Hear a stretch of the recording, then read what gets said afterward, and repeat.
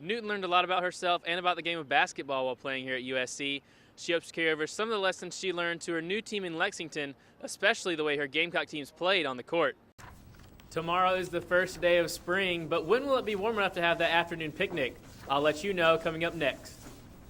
Jairus is part of a group called the Insiders, a group of students from DJJ who travel around South Carolina encouraging youth and promoting community awareness of juvenile crime.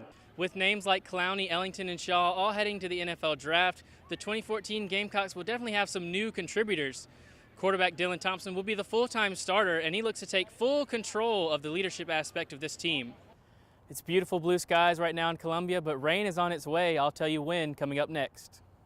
Proceeds from the McDaniels Golf Classic go to benefit the Palmetto Health Cancer Centers. To date, they've raised nearly $3.5 million for the cause, and that money goes to help purchase the latest equipment and provide new services at the cancer centers.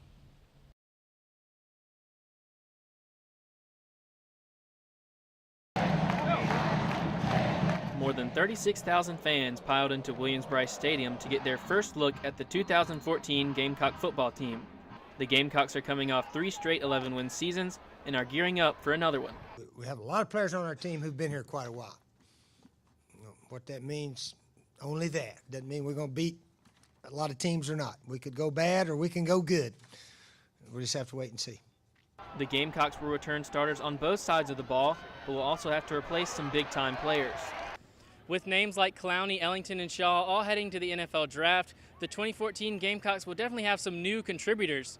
Quarterback Dylan Thompson will be the full-time starter, and he looks to take full control of the leadership aspect of this team. You know, last year was different because when I went in, I felt like, you know, it's got to be a big play soon or I'm not coming back in sometimes. And this year, it's a different ballgame. We just got to move the chains, get first downs, and we'll wind up in the end zone.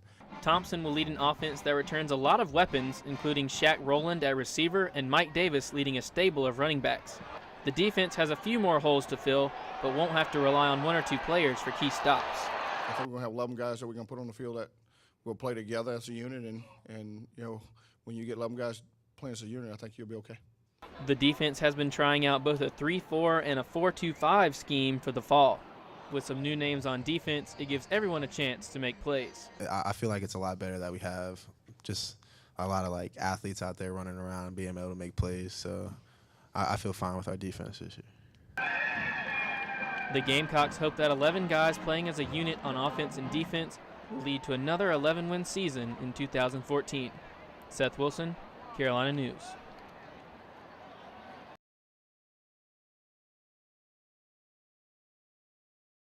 See them later on in the future being where I'm at right now today.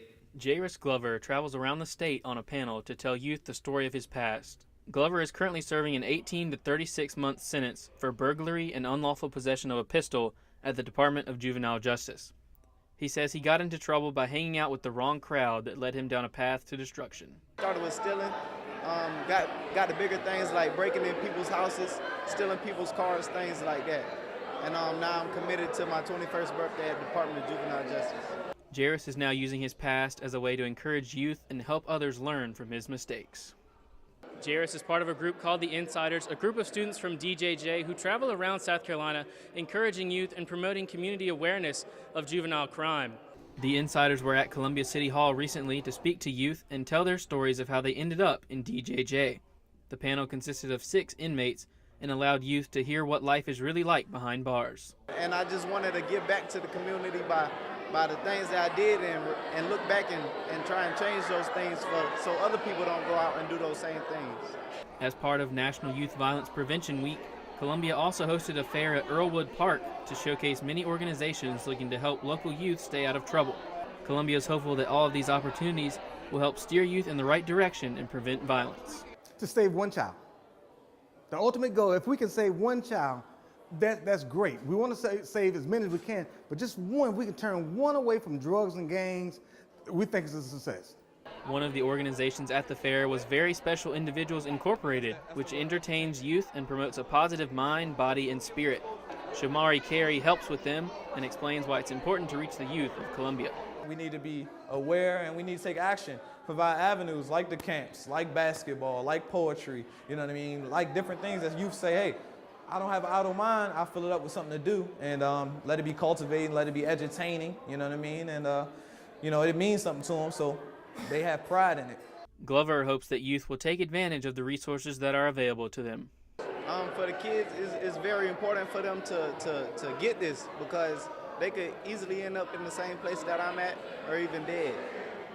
He hopes that by sharing his story that perhaps one teen in the audience will make the decision to not go down the wrong path. Seth Wilson, Carolina News.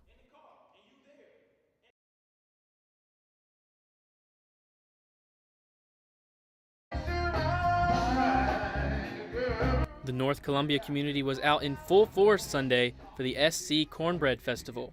Yes, I've had a wonderful time. I've met some real people and seem to be quite enjoying themselves. The music is very diverse, and everybody seems to be having a good time.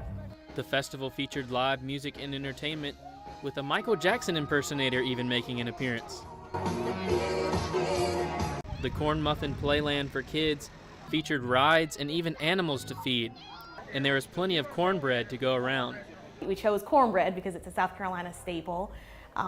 It's something that it's a tradition and something that we're proud of. And you can put a lot of things with cornbread, some maybe not so healthy, but some that are kind of healthy, and we try to focus on that too. So it's all about eating good and feeling good and playing good in North Columbia.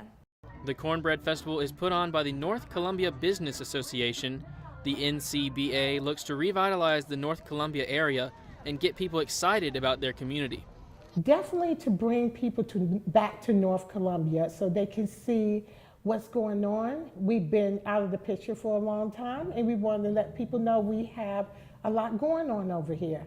Organizers estimate that 9,000 people attended the festival. This event is important for North Columbia because, you know, even though a lot of us, we spend times in different silos, this event draws us together as a community. Festival organizers hope to make the Cornbread Festival the premier event in Columbia in the years to come, bringing people back to the North Columbia community in the process. Seth Wilson, Carolina News.